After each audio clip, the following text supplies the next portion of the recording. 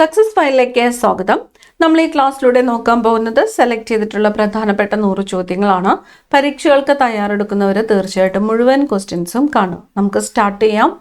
ആദ്യത്തെ ചോദ്യം, Vasco da Gama കോഴിക്കോടിനടുത്തുള്ള Kappad എത്തിയ വർഷം ഏതാണ്?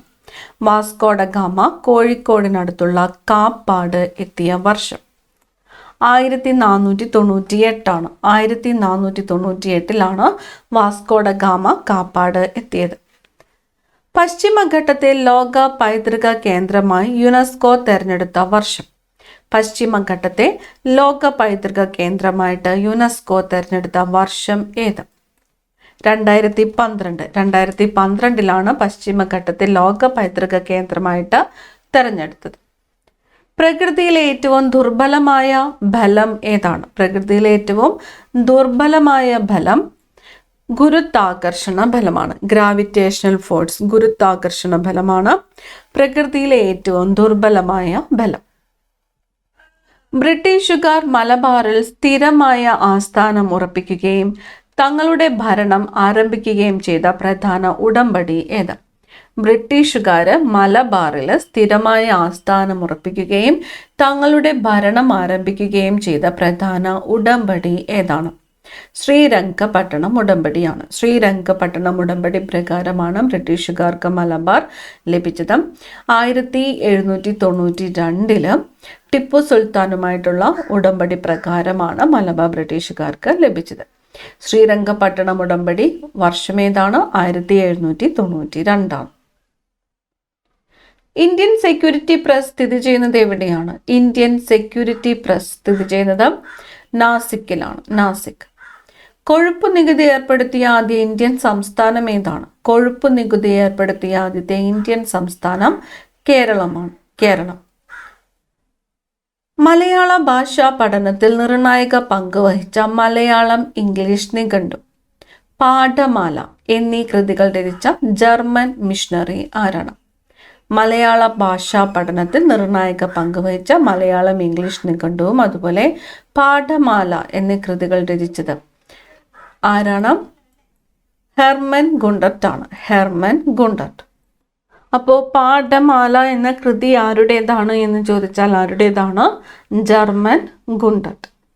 കേരളത്തിലെ സസ്യസമ്പത്തിനെ കുറിച്ച് ഹെൻറിക് വാൻഡ്രീഡ് എന്ന ഡച്ച് ഗവർണറുടെ മേൽനോട്ടത്തിൽ ലത്തീൻ ഭാഷയിൽ രചിക്കപ്പെട്ട വിഖ്യാത ഗ്രന്ഥം ഏതാണ്?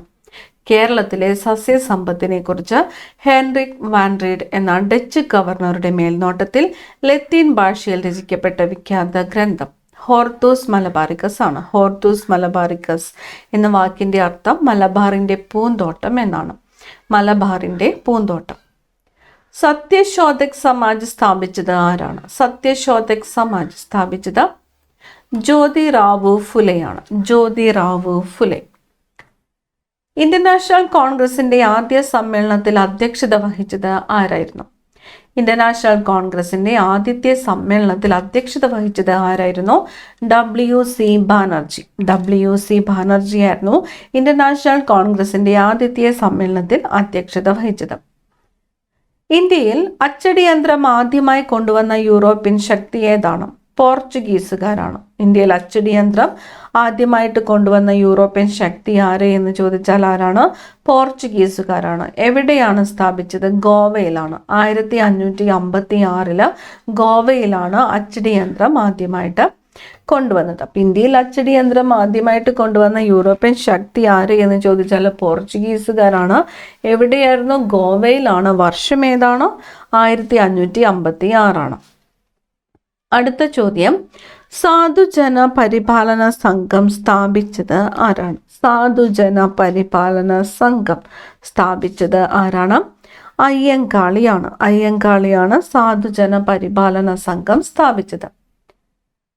മലബാറിന്റെ സമഗ്ര ചരിത്രവും സാമൂഹിക ഭൂമിശാസ്ത്ര വിവരങ്ങളും ഉൾക്കൊള്ളുന്നതും ബ്രിട്ടീഷ് ഉദ്യോഗസ്ഥനായ വില്യം ലോഗൻ രചിച്ചതുമായ ഗ്രന്ഥം ഏതാണ്? മലബാറിന്റെ സമഗ്ര ചരിത്രവും സാമൂഹിക ഭൂമിശാസ്ത്ര വിവരങ്ങളും ഉൾക്കൊള്ളുന്നതും ബ്രിട്ടീഷ് ഉദ്യോഗസ്ഥനായ വില്യം ലോഗൻ രചിച്ചതുമായ ഗ്രന്ഥം ഏതാണ്? മലബാർ മാനുവൽ ആണ്. മലബാർ മാനുവൽ രചിച്ചത് ആരാണ്? വില്യം ലോഗൻ ആണ്. ഏത് വർഷമാണ് ഇത് പ്രസിദ്ധീകരിച്ചത്? 1887 1887. അപ്പം മലബാറിന്റെ സമഗ്ര ചരിത്രവും സാമൂഹിക ഭൂമിശാസ്ത്ര വിവരങ്ങളും ഉൾക്കൊള്ളുന്നതും ബ്രിട്ടീഷ് ഉദ്യോഗസ്ഥനായ വില്യം ലോഗൻ രചിച്ചതുമായ ഗ്രന്ഥം ഏത് എന്ന് ചോദിച്ചാൽ ഏതാണ്? മലബാർ മാനുവൽ ആണ്. അപ്പം മലബാർ മാനുവൽ രചിച്ചത് ആര് എന്ന് ചോദിച്ചാൽ വില്യം ലോഗൻ ആണ്. ഇനി മലബാർ മാനുവൽ പ്രസിദ്ധീകരിച്ച വർഷം ഏത് എന്ന് ചോദിച്ചാൽ അത് 1887 ആണ്. മലയാളം ഭാഷയിലെ ആദ്യത്തെ സമ്പൂർണ്ണ അച്ചടി ഗ്രന്ഥമായി കണക്കാക്കപ്പെടുന്ന സംക്ഷേപ വേദാർത്ഥം എന്ന കൃതി രചിച്ചത് ഏത് യൂറോപ്യൻ വൈദികനാണ്? സംക്ഷേപ വേദാർത്ഥം മലയാള ഭാഷയിൽ അച്ചടിച്ച സമ്പൂർണ്ണ ഗ്രന്ഥമായിട്ട് കണക്കാക്കപ്പെടുന്നത് ആദ്യത്തേത് ഏതാണ്? സംക്ഷേപ വേദാർത്ഥമാണ്. അപ്പം ഇത് രചിച്ചത് ആരാണ്? സംക്ഷേപ വേദാർത്ഥം രചിച്ചത് ഫാദർ ക്ലമന്റ് ആണ്. Father Clement. ഏത് വർഷമാണ്? 1772. സംക്ഷേപ വേദാർത്ഥം മലയാള ഭാഷയിൽ അച്ചടിച്ച ആദ്യത്തെ സമ്പൂർണ്ണ ഗ്രന്ഥമാണ് സംക്ഷേപ വേദാർത്ഥം. ഇത് രചിച്ചത് ആരെന്ന് ചോദിച്ചാൽ ഫാദർ ക്ലമന്റ് ആണ്. വർഷം ഏതാണ്? 1772 ആണ്. തേക്കടി വന്യജീവി സങ്കേതത്തിന്റെ പഴയ പേര്. തേക്കടി വന്യജീവി സങ്കേതത്തിന്റെ പഴയ പേര് നെല്ലിക്കാംപെട്ടി. തേക്കടി വന്യജീവി സങ്കേതത്തിന്റെ പഴയ പേര് എന്തായിരുന്നു? നെല്ലിക്കാംപെട്ടി. ഉരുളക്കിഴങ്ങ് പച്ച നിറമാകുമ്പോൾ അതിലുണ്ടാകുന്ന രാസപദാർത്ഥം ഏതാണ്? ഉരുളക്കിഴങ്ങ് പച്ച നിറമാകുമ്പോൾ അതിലുണ്ടാകുന്ന രാസപദാർത്ഥമാണ് സൊളാനിൻ. ഏതാണ്? സൊളാനിൻ. മരുഭൂമിയിൽ മരീചിക കാണപ്പെടുന്നതിന് കാരണമായ പ്രകാശ പ്രതിഭാസം എന്താണ്? മരുഭൂമിയിൽ മരീചിക കാണപ്പെടുന്നതിന് കാരണമായ പ്രകാശ പ്രതിഭാസം അപവർത്തനമാണ്. അപവർത്തനം എന്ന പ്രകാശത്തിന്റെ പ്രതിഭാസം മൂലമാണ് മരുഭൂമിയിൽ നമുക്ക് മരീചിക കാണപ്പെടുന്നത്. അപവർത്തനം. വസ്തുക്കളുടെ ഉപരിതലത്തിൽ തട്ടി പ്രകാശം അതേ മാധ്യമത്തിലേക്ക് തിരിച്ചു വരുന്ന പ്രതിഭാസം. വസ്തുക്കളുടെ ഉപരിതലത്തിൽ തട്ടി പ്രകാശം അതേ മാധ്യമത്തിലേക്ക് തിരിച്ചു വരുന്ന പ്രതിഭാസമാണ് പ്രതിഫലനം. ഏതാണ്? പ്രതിഫലനം. ആധുനിക തിരുവിതാംകൂറിന്റെ ശില്പി അല്ലെങ്കിൽ സ്ഥാപകൻ എന്നറിയപ്പെടുന്ന തിരുവിതാംകൂർ രാജാവ് ആരാണ്?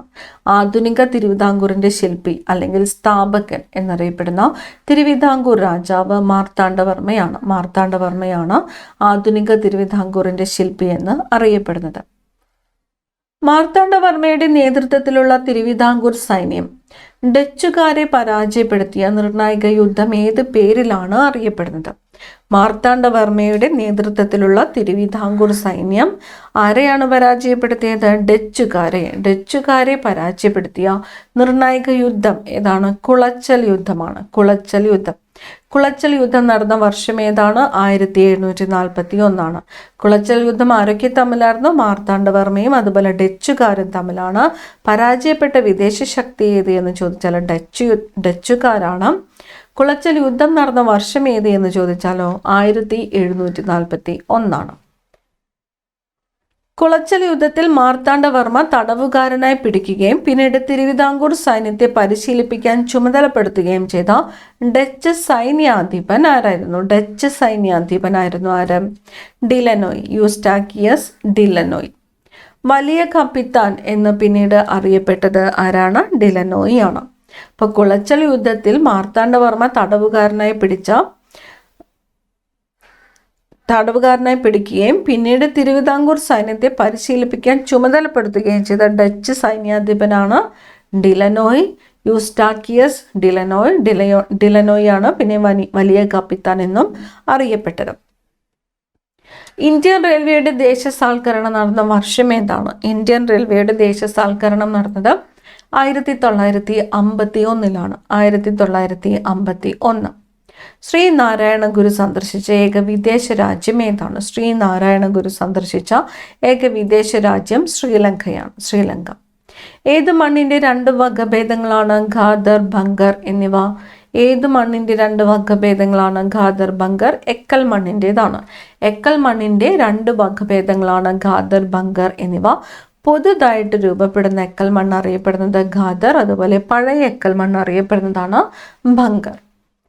മാർത്താണ്ഡവർമ്മ തൻ്റെ രാജ്യത്തെ ശ്രീ പത്മനാഭസ്വാമിക്ക് സമർപ്പിച്ച ചടങ്ങ് ഏത് പേരിലാണ് അറിയപ്പെടുന്നത്? മാർത്താണ്ഡവർമ്മ തൻ്റെ രാജ്യത്തെ അല്ലെങ്കിൽ തിരുവിതാംകൂറിനെ ശ്രീ പത്മനാഭസ്വാമിക്ക് സമർപ്പിച്ച ചടങ്ങ് അറിയപ്പെടുന്നത് തൃപ്പടി ദാനം എന്നാണ്. തൃപ്പടി ദാനം.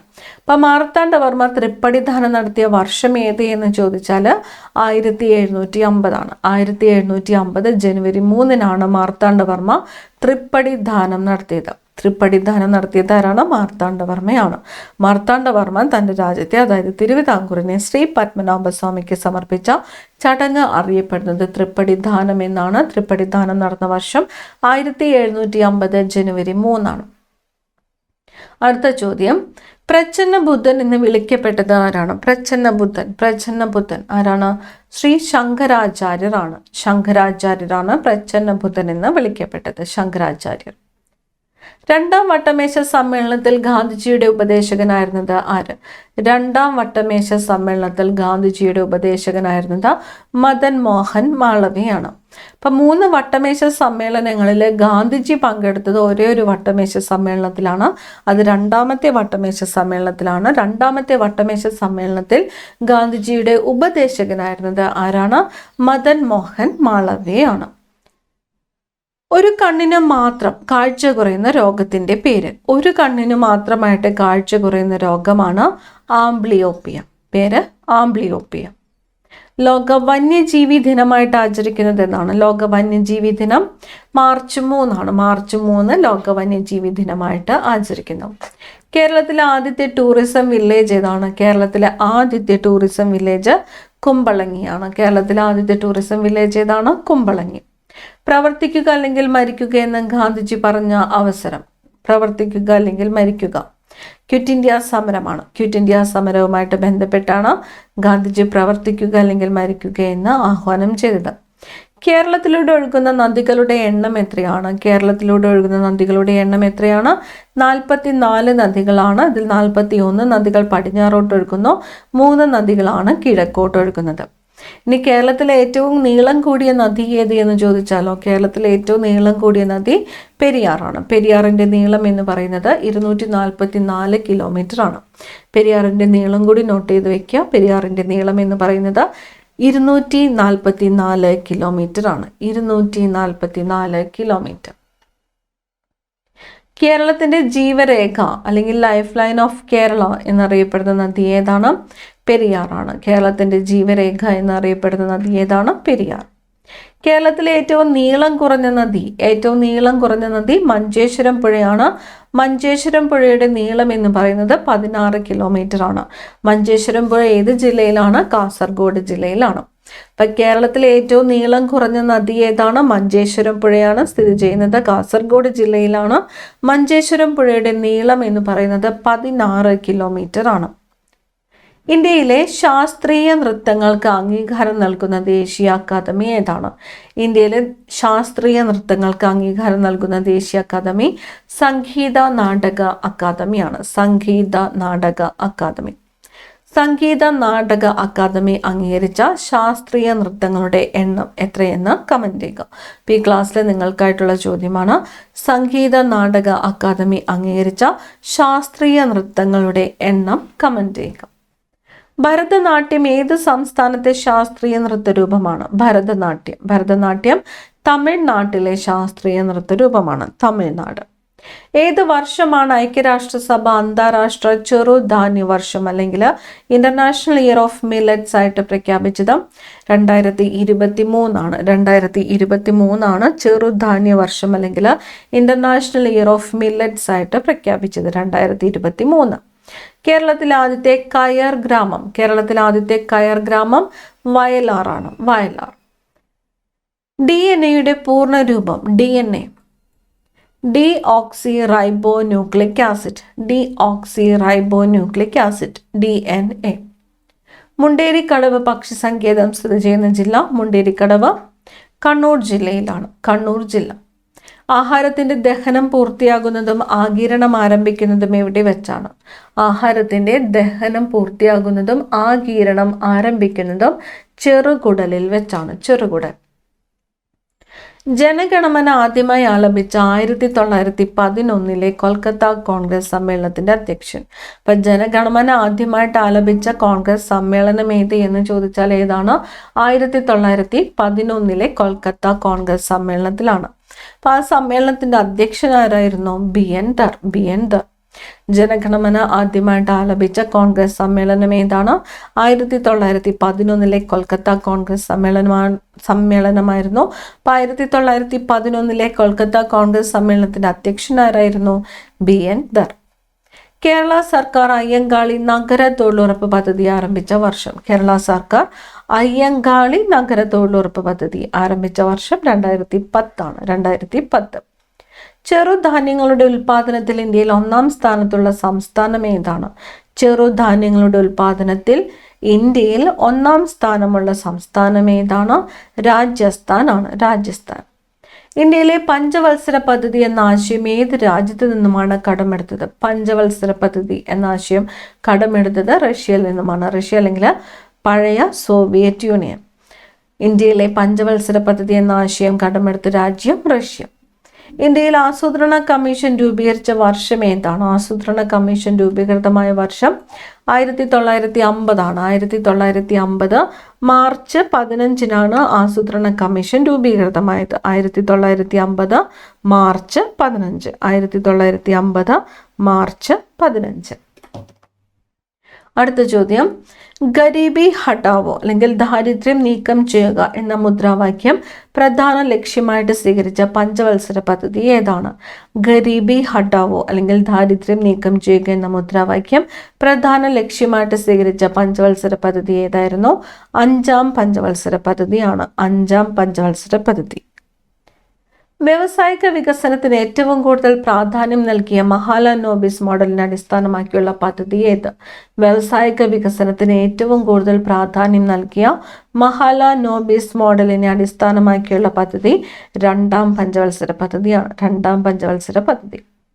മൊറാർജി ദേശായിയുടെ നേതൃത്വത്തിലുള്ള സർക്കാർ കാലാവധി പൂർത്തിയാക്കാതെ മൊറാർജി ദേശായിയുടെ നേതൃത്വത്തിലുള്ള സർക്കാർ കാലാവധി പൂർത്തിയാക്കാതെ നിർത്തലാക്കിയ ഏക പഞ്ചവത്സര പദ്ധതി ഏതാണ്?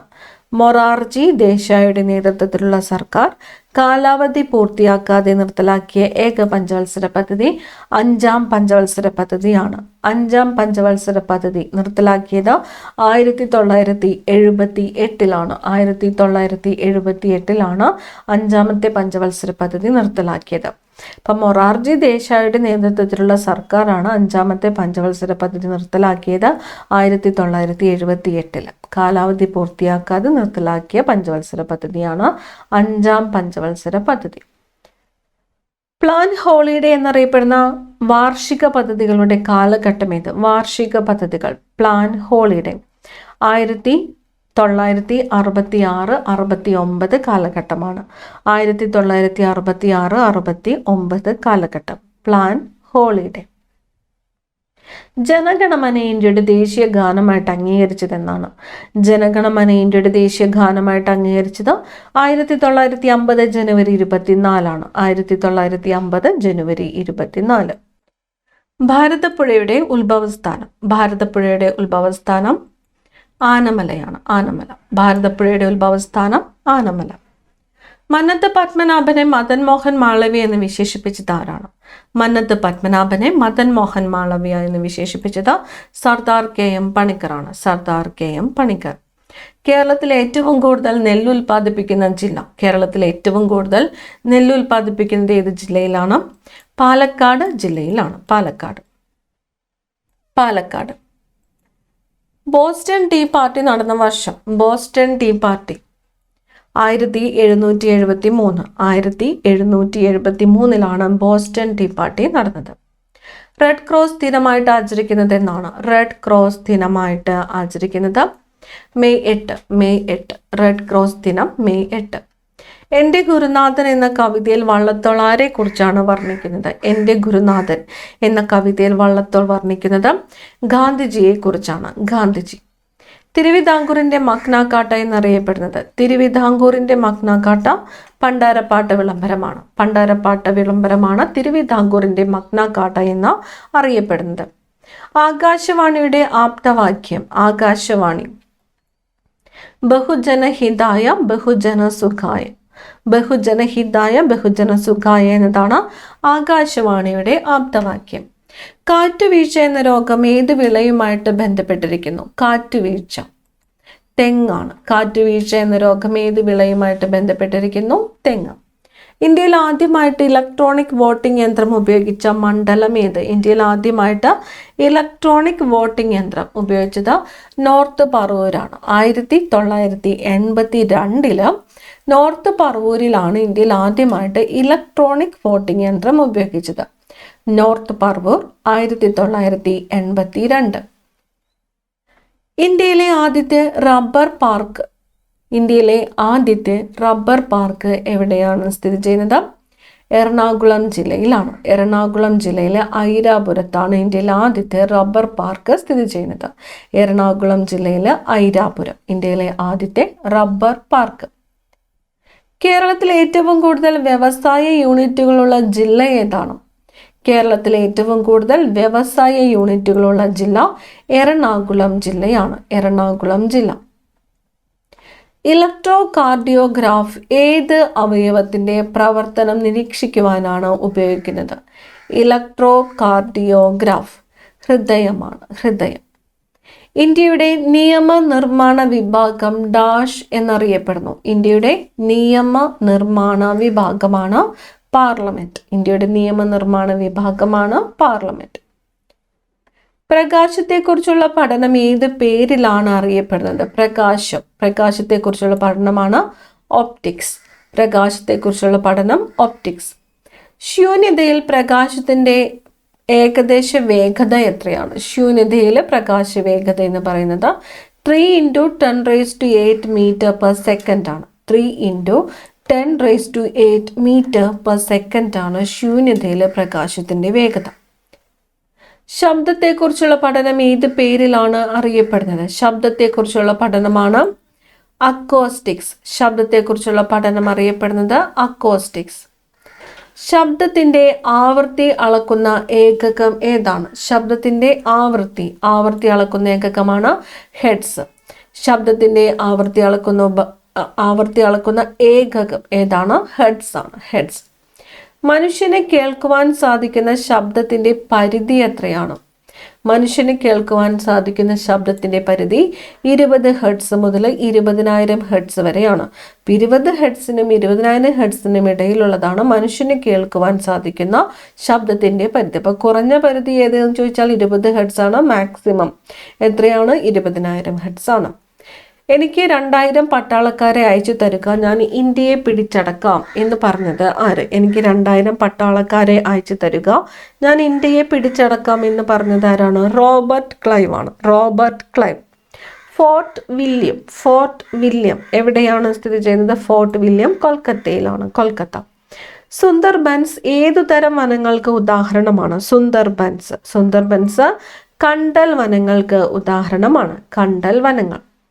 ഇന്ത്യയിലെ പ്രധാനപ്പെട്ട ഒരു നദീതട പദ്ധതിയായ ബക്രാനങ്കൽ ഡാം ഏത് നദിയിലാണ് നിർമ്മിച്ചിരിക്കുന്നത്? ബക്രാനങ്കൽ ഡാം സ്ഥിതി ചെയ്യുന്നത് ഏത് നദിയിലാണ്? ബക്രാനങ്കൽ ഡാം സ്ഥിതി ചെയ്യുന്നത് സത്ലജ് നദിയിലാണ്. സത്ലജ് നദിയിലാണ് ബക്രാനങ്കൽ ഡാം സ്ഥിതി ചെയ്യുന്നത്. സത്ലജ് നദി. അടുക്കളയിൽ നിന്ന് അരങ്ങത്തേക്ക് എന്ന നാടകം പുസ്തക രൂപത്തിൽ പ്രസിദ്ധീകരിച്ചപ്പോൾ അതിന് അവതാരിക എഴുതിയത് ആര്? അടുക്കളയിൽ നിന്ന് അരങ്ങത്തേക്ക് എന്ന നാടകം പുസ്തക രൂപത്തിൽ പ്രസിദ്ധീകരിച്ചപ്പോൾ അതിന് അവതാരിക എഴുതിയത് ആരാണ്? കെ കേളപ്പനാണ്. കെ കേളപ്പൻ. ശ്രീലങ്കൻ ഗാന്ധി എന്നറിയപ്പെട്ടത് ആരാണ്? ശ്രീലങ്കൻ ഗാന്ധി A.T. അരിയരത്നയാണ്. A.T. അരിയരത്ന ശ്രീലങ്കൻ ഗാന്ധി. ഏത് ഋതുവിലാണ് ഇന്ത്യയിലെ പശ്ചിമ അസ്വസ്ഥത അനുഭവപ്പെടുന്നത്? ഇന്ത്യയിലെ പശ്ചിമ അസ്വസ്ഥത ശൈത്യകാലത്താണ്. ഏത് ഋതുവിലാണ് ഇന്ത്യയിലെ പശ്ചിമ അസ്വസ്ഥത അനുഭവപ്പെടുന്നത്? ശൈത്യകാലത്താണ്. ഹിമാലയം, ആൽപ്സ്, ആൻഡീസ് എന്നിവ ഏത് തരം പർവ്വതങ്ങൾക്ക് ഉദാഹരണമാണ്? ഹിമാലയം, ആൽപ്സ്, ആൻഡീസ് എന്നിവ ഏത് തരം പർവ്വതങ്ങൾക്ക് ഉദാഹരണമാണ്? മടക്ക് പർവ്വതങ്ങൾക്ക് ഉദാഹരണമാണ്. മടക്ക് പർവ്വതം. ഔട്ടർ ഹിമാലയ എന്നറിയപ്പെടുന്ന ഹിമാലയൻ നിര ഏതാണ്? ഔട്ടർ ഹിമാലയ ഏതാണ്? സിവാലിക് ആണ്. സിവാലിക്. ഔട്ടർ ഹിമാലയ എന്നറിയപ്പെടുന്ന ഹിമാലയൻ നിര ഏതാണ്? സിവാലിക് ആണ്. ലോകത്തിലെ ഏറ്റവും ഉയരം കൂടിയ കൊടുമുടികൾ സ്ഥിതി ചെയ്യുന്ന പ്രധാന പർവ്വതനിര ഏതാണ്? ലോകത്തിലെ തന്നെ ഏറ്റവും ഉയരം കൂടിയ കൊടുമുടികൾ സ്ഥിതി ചെയ്യുന്ന പ്രധാന പർവ്വതനിര ഹിമാദ്രിയാണ്. ഹിമാദ്രിയിലാണ് ഏറ്റവും ഉയരം കൂടിയ കൊടുമുടികൾ സ്ഥിതി ചെയ്യുന്നത്. ഹിമാദ്രി. ആഴമേറിയതും ചെങ്കുത്തായ വശങ്ങളോട് കൂടിയതുമായ താഴ്വരകൾ.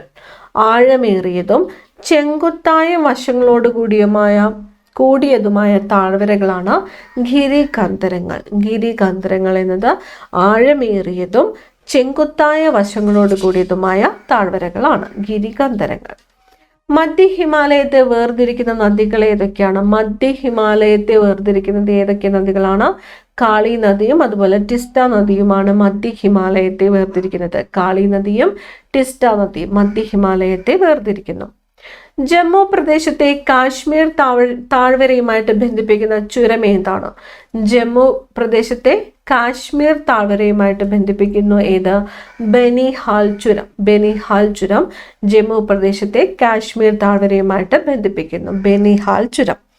പർവ്വത ചെരുവുകളിൽ വേനൽക്കാലങ്ങളിൽ രൂപപ്പെടുന്ന പുൽമേടുകൾ അറിയപ്പെടുന്നത്. പർവ്വത ചെരുവുകളിൽ വേനൽക്കാലങ്ങളിൽ രൂപപ്പെടുന്ന പുൽമേടുകൾ അറിയപ്പെടുന്നു മർഗുകൾ എന്ന്. മർഗുകൾ. കാളി നദി മുതൽ ടിസ്റ്റ നദി വരെയുള്ള ഹിമാലയ പ്രദേശം അറിയപ്പെടുന്നത്. കാളി നദി മുതൽ ടിസ്റ്റ നദി വരെയുള്ള ഹിമാലയ പ്രദേശം അറിയപ്പെടുന്നു എങ്ങനെ? മധ്യ ഹിമാലയം അല്ലെങ്കിൽ നേപ്പാൾ ഹിമാലയം. മധ്യ ഹിമാലയം അറിയപ്പെടുന്ന മറ്റൊരു പേരാണ് നേപ്പാൾ ഹിമാലയം. അപ്പോൾ നേപ്പാൾ ഹിമാലയം എന്നറിയപ്പെടുന്നത് ഏത് എന്ന് ചോദിക്കാം. ഏതാണ്? മധ്യ ഹിമാലയമാണ് നേപ്പാൾ ഹിമാലയം എന്നറിയപ്പെടുന്നത്. മധ്യ ഹിമാലയത്തെ വേർതിരിക്കുന്ന നദികളാണ് കാളി നദിയും ടിസ്റ്റ നദിയും. അപ്പോൾ കാളി നദി മുതൽ ടിസ്റ്റ നദി വരെയുള്ള ഹിമാലയ പ്രദേശമാണ് എന്ത്? മധ്യ ഹിമാലയം അല്ലെങ്കിൽ നേപ്പാൾ ഹിമാലയം. ലോകത്തിലെ ഏറ്റവും ഉയരം കൂടിയ കൊടുമുടിയായ മൗണ്ട് എവറസ്റ്റ് സ്ഥിതി ചെയ്യുന്ന രാജ്യം. ലോകത്തിലെ ഏറ്റവും ഉയരം കൂടിയ കൊടുമുടി ഏതാണ്? മൗണ്ട് എവറസ്റ്റ് ആണ്. മൗണ്ട് എവറസ്റ്റ് സ്ഥിതി ചെയ്യുന്നത് ഏത് രാജ്യത്താണ്? നേപ്പാളിലാണ്. കാഞ്ചൻജംഗ ദേശീയോദ്യാനം സ്ഥിതി ചെയ്യുന്ന സംസ്ഥാനം. കാഞ്ചൻജംഗ എവിടെയാണ്? സിക്കിമിലാണ്. കാഞ്ചൻജംഗ സ്ഥിതി ചെയ്യുന്ന കാഞ്ചൻജംഗ ദേശീയോദ്യാനം സ്ഥിതി ചെയ്യുന്ന സംസ്ഥാനം ഏത് എന്ന് ചോദിച്ചാൽ ഏതാണ്? സിക്കിമാണ്. സിക്കിം. ദിബ്രു സൈഖോവ ദേശീയോദ്യാനം സ്ഥിതി ചെയ്യുന്ന സംസ്ഥാനം ഏതാണ്? ദിബ്രു സൈഖോവ എവിടെയാണ്?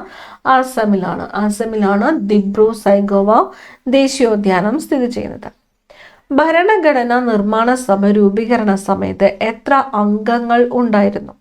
ഭരണഘടനാ നിർമ്മാണ സഭ രൂപീകരണ സമയത്ത് 389 അംഗങ്ങളാണ് ഉണ്ടായിരുന്നത്. 389. മഗ്ന കാർട്ട രൂപം കൊണ്ടത് എവിടെയാണ്? മഗ്ന കാർട്ട രൂപം കൊണ്ടത് എവിടെയാണ്? ബ്രിട്ടനിലാണ്. മഗ്ന കാർട്ട രൂപം കൊണ്ടത് എവിടെയാണ്? ബ്രിട്ടൻ. ചൂഷണത്തിനെതിരായ അവകാശം ഉൾക്കൊള്ളുന്ന അനുച്ഛേദങ്ങൾ ഏതെല്ലാം? ചൂഷണത്തിന് എതിരായ അവകാശം ഉൾക്കൊള്ളുന്ന അനുച്ഛേദങ്ങളാണ് അനുച്ഛേദം 23 അനുച്ഛേദം 24. ചൂഷണത്തിനെതിരായ അവകാശം ഉൾക്കൊള്ളുന്ന അനുച്ഛേദങ്ങൾ ഏതൊക്കെയാണ്? അനുച്ഛേദം 23, 24. ചുവടെ നൽകിയിട്ടുള്ളതിൽ നാം ആജ്ഞാപിക്കുന്നു, വി കമാൻഡ് എന്നർത്ഥം വരുന്ന റിട്ട് ഏത്? നാം ആജ്ഞാപിക്കുന്നു എന്നർത്ഥം വരുന്ന റിട്ട് ഏതാണ്? മാൻഡമസ് ആണ്. മാൻഡമസ്. ഭൂമിയുടെ അച്ചുതണ്ടിന്റെ ചരിവ് എത്രയാണ്? ഭൂമിയുടെ അച്ചുതണ്ടിന്റെ ചരിവ് 23.5 ഡിഗ്രിയാണ്. 23.5 ഡിഗ്രിയാണ് ഭൂമിയുടെ അച്ചുതണ്ടിന്റെ ചരിവ്. സൗരയൂഥത്തിൽ ഭ്രമണദിശ കിഴക്ക് നിന്നും പടിഞ്ഞാറോട്ടുള്ള ഗ്രഹങ്ങൾ ഏതൊക്കെയാണ്? സൗരയൂഥത്തിലെ ഭ്രമണദിശ കിഴക്കു നിന്നും പടിഞ്ഞാറോട്ടുള്ള ഗ്രഹങ്ങൾ ശുക്രനും യുറാനസുമാണ്. ശുക്രൻ, യുറാനസ് എന്നീ ഗ്രഹങ്ങളാണ് സൗരയൂഥത്തിൽ ഭ്രമണദിശ കിഴക്ക് നിന്നും പടിഞ്ഞാറോട്ടുള്ള ഗ്രഹങ്ങൾ. ഭൂമിയിൽ രാത്രിയെയും പകലിനെയും വേർതിരിക്കുന്ന സാങ്കല്പിക രേഖ ഏതാണ്? ഭൂമിയിൽ രാത്രിയെയും പകലിനെയും വേർതിരിക്കുന്ന സാങ്കല്പിക രേഖയാണ് പ്രകാശവൃത്തം എന്നത്. പ്രകാശവൃത്തം. ഭൂമിയിൽ രാത്രിയെയും പകലിനെയും വേർതിരിക്കുന്ന സാങ്കല്പിക രേഖയാണ് എന്ത്? പ്രകാശവൃത്തം. ഇന്ത്യയിലെ സാമൂഹിക പരിഷ്കരണത്തിന് തുടക്കം കുറിച്ച വ്യക്തി ആരാണ്? ഇന്ത്യയിലെ സാമൂഹിക പരിഷ്കരണത്തിന് തുടക്കം കുറിച്ച വ്യക്തി രാജാറാം മോഹൻ റോയ് ആണ്. രാജാറാം മോഹൻ റോയ് ആണ് ഇന്ത്യയിലെ സാമൂഹിക പരിഷ്കരണത്തിന് തുടക്കം കുറിച്ച വ്യക്തി. രാജാറാം മോഹൻ റോയുടെ ജന്മസ്ഥലം ഏതാണ്? രാജാറാം മോഹൻ റോയുടെ ജന്മസ്ഥലം ബംഗാൾ ആണ്. ബംഗാൾ. ഇന്റർനാഷണൽ കോൺഗ്രസിന്റെ അധ്യക്ഷനായ ആദ്യ മലയാളി ആരാണ്? ഇന്റർനാഷണൽ കോൺഗ്രസിന്റെ അധ്യക്ഷനായ ആദ്യത്തെ മലയാളി ആരാണ്? സർ സി ശങ്കരൻ നായരാണ്. Sir C Sankaran Nair. ഈ ക്ലാസ്സിലെ അവസാനത്തെ ചോദ്യം, നീൽ ദർപ്പൺ എന്ന നാടകം രചിച്ചത് ആരാണ്? നീൽ ദർപ്പൺ എന്ന നാടകം രചിച്ചത് ദീനബന്ധു മിത്രയാണ്. ദീനബന്ധു മിത്ര. പ്രധാനപ്പെട്ട 100 ചോദ്യങ്ങളാണ് നമ്മൾ ഈ ക്ലാസ്സിലൂടെ നോക്കിയത്. അടുത്ത ക്ലാസ്സിൽ കാണാം. Thank you.